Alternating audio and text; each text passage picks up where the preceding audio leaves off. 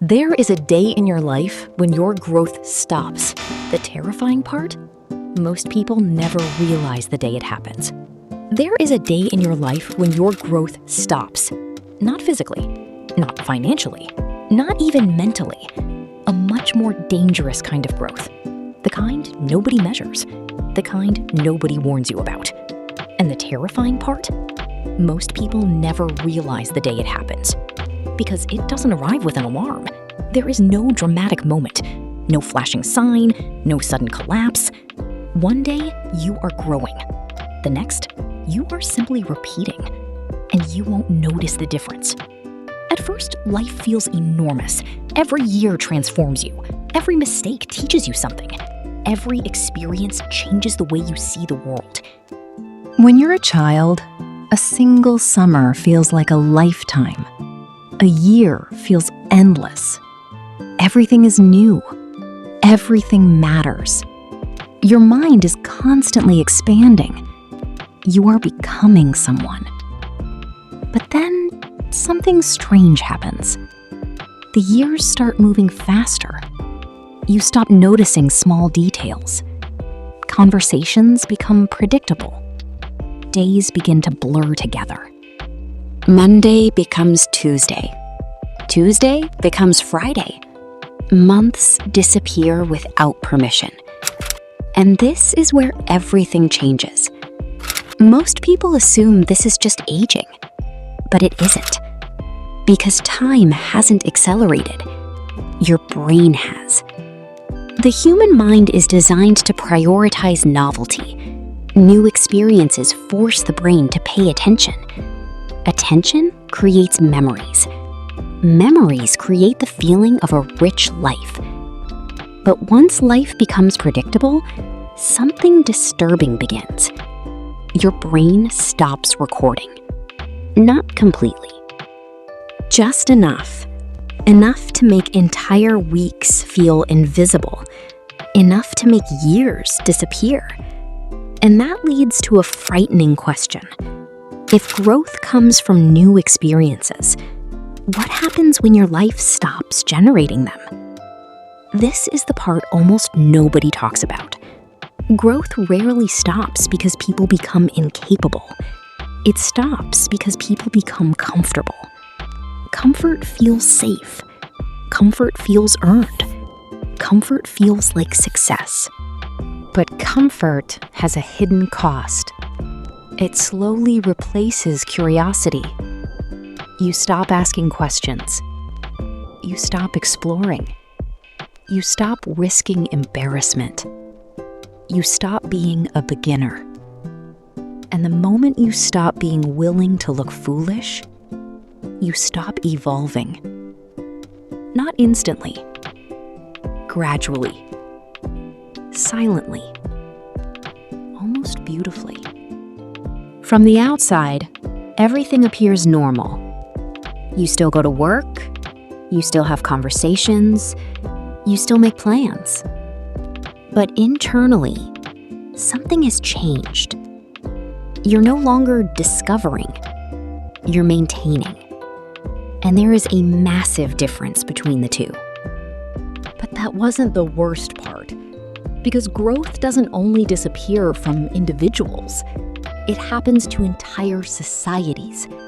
Entire generations can become trapped in routines, repeating ideas, repeating habits, repeating beliefs, without questioning where they came from.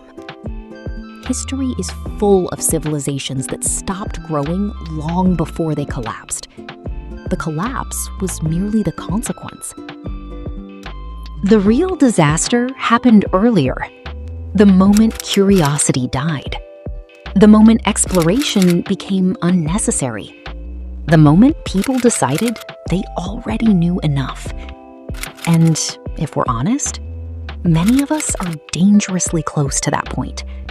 Because modern life offers something previous generations never had. Infinite distraction. At any moment, boredom can be eliminated. Silence can be avoided. Questions can be drowned out. We no longer sit alone with uncertainty. We scroll past it. We swipe away discomfort. We anesthetize curiosity before it has a chance to grow. And that's where the deepest trap exists. Growth requires friction. Growth requires confusion. Growth requires moments where you don't know what you're doing. Yet modern life trains us to avoid all three. The result? A strange paradox. We have access to more information than any humans in history. Yet many people stop evolving decades before their lives are over. And this reveals something unsettling. Maybe growth isn't automatic. Maybe growth isn't a natural consequence of getting older.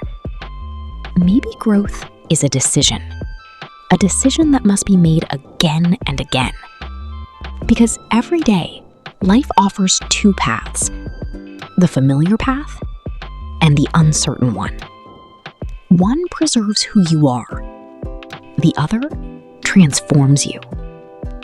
Most people choose preservation, not because they're weak, because it's comfortable, because it's predictable, because it's safe.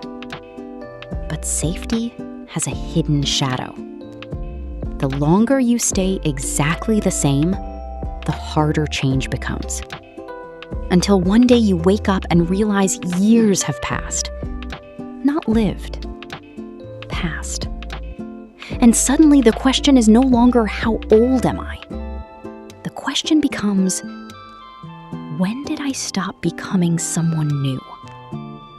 Because this video was never really about growth. It was about identity. The person you are today is not permanent. It never was. You are either actively becoming someone or slowly solidifying into yesterday's version of yourself.